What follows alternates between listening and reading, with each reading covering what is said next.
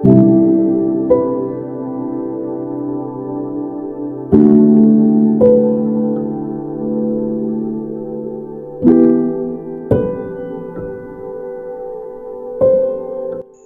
यीशु मसीह के मधुर नाम में आप सबको मेरा सलाम।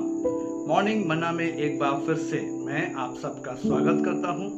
The fear of the Lord, Jehovah का भय, इस शीर्षक में एक कदम आगे आज नीति वचन और उसके 10 अध्याय और उसके 27 पद से हम देखेंगे कि यहाँ पर सुलेमान क्या कहता है। यहोवा का भय मानने से आयु बढ़ती है, परंतु दुष्टों के वर्ष छोटे होंगे। The fear of the Lord prolongs life, but the years of the wicked will be short. Suleman का ये कथन हमें ये बताता है, जो व्यक्ति प्रभु से डरता है और अपने शरीर को जीवित और पवित्र करके बलिदान के रूप में प्रस्तुत करने के महत्व को पहचानता है, उसकी आयु बढ़ती है। हाँ मेरे प्रियो, यहोवा का भय मानने से आयु बढ़ती है, परंतु दुष्टों के वर्ष छोटे होंगे, ऐसा सुलेमान कहता है। और सुलेमान ऐसा किस बिना पर कहता है कि मेरे और आपके दिन आयु बढ़ेंगे, यानी मनुष्य की आयु किस बिना पर बढ़ेगी?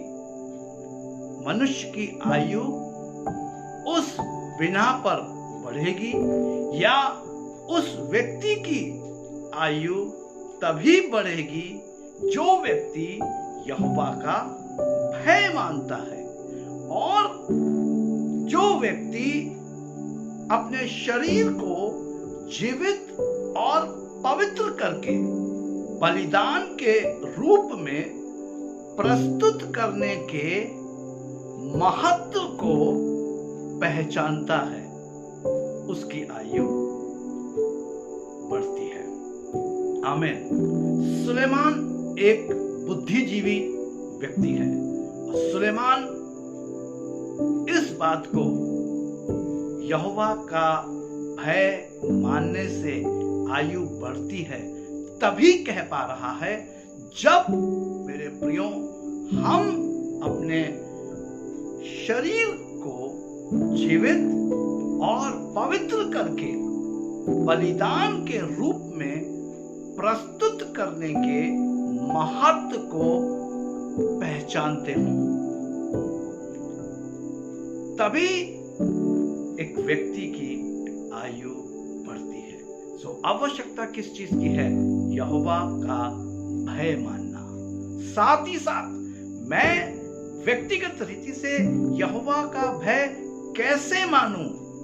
जब मैं अपने शरीर को जीवित और पवित्र करके बलिदान के रूप में प्रस्तुत करने के महत्व को पहचानूंगा, तब आवश्यकता इसी चीज की है कि मैं अपने शरीर को जीवित और पवित्र बलिदान करके चढ़ाने, प्रस्तुत करने के महत्व को पहचाने। ये सुलेमान का मतलब है। साथ ही साथ सुलेमान एक और महत्वपूर्ण बात कह रहा है, जिसे मुझे और आपको समझने की आवश्यकता है। सुलेमान यहाँ पर यह कहता है, जो व्यक्ति यहोवा का भय मानता है वो ये जानता है कि उसका शरीर पवित्र आत्मा का मंदिर है। आमीन।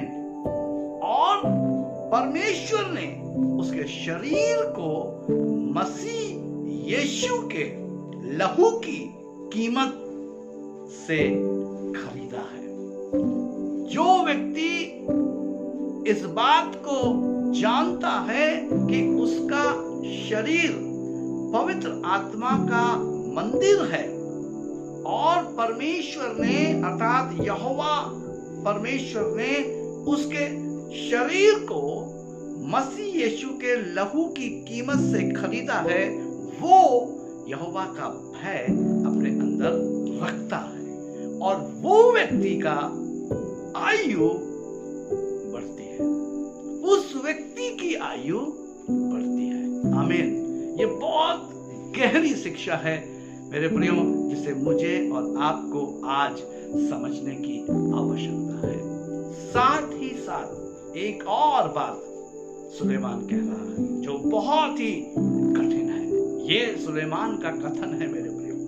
वो क्या कह रहा है, यहाँ पर मैं आपके सामने इस बात को रखना चाहता हूँ। परंतु दुष्टों के वर्ष छोटे होंगे, but the years of the wicked will be short।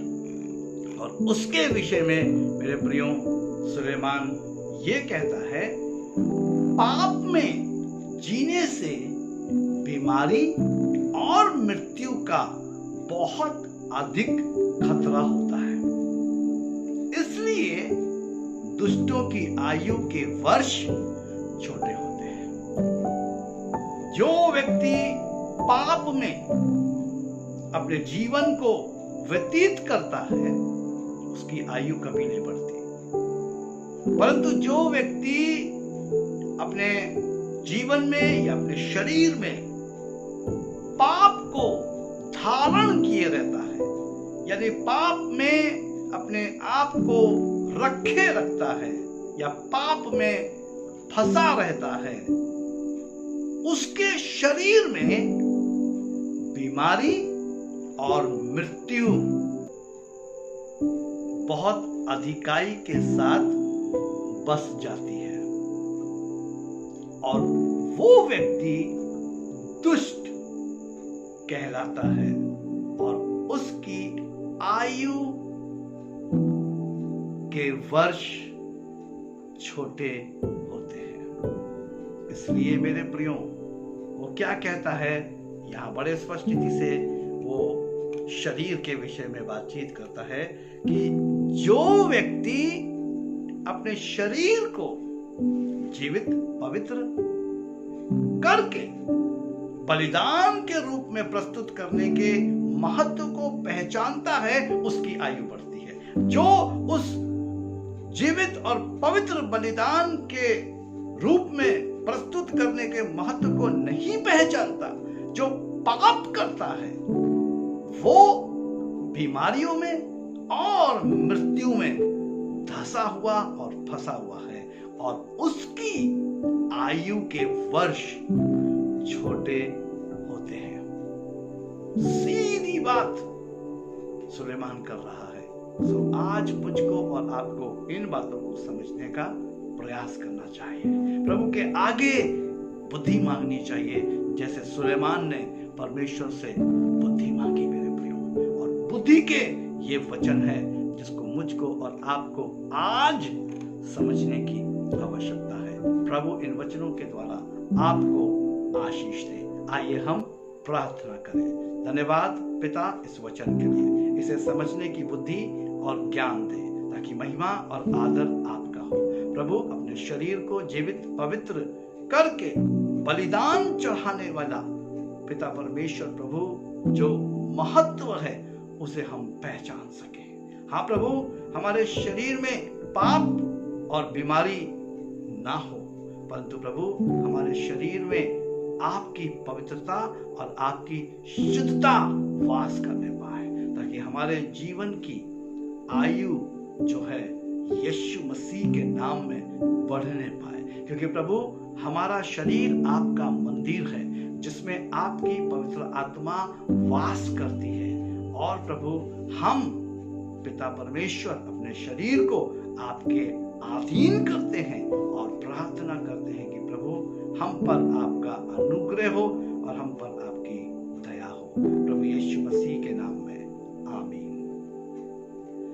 मसीह में मेरे प्रिय भाइयों और बहनों, मैं परमेश्वर का आभारी और धन्यवादी हूँ इस अच्छे समय के लिए, मॉर्निंग मन्ना के लिए। मॉर्निंग मन्ना के द्वारा हम आपस में मिलकर परमेश्वर के वचन से गहरी और गूढ़ बातों को सीख सकते हैं। मैं आप सबका धन्यवादी हूँ क्योंकि आप सब अच्छे कमेंट्स को इनबॉक्स में लिखते हैं और हम उससे उत्साहित होते हैं। प्रभु आप सबको दूने अभिषेक से भरपूर करे। जय मसीह की।